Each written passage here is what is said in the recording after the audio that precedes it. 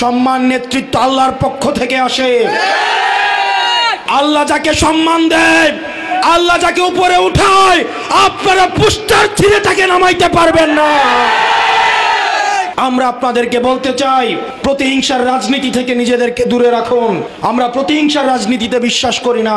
আমরা বিশ্বাস করি আমাদের মধ্যে সৌহার্দ্যপূর্ণ প্রতিযোগিতা থাকবে।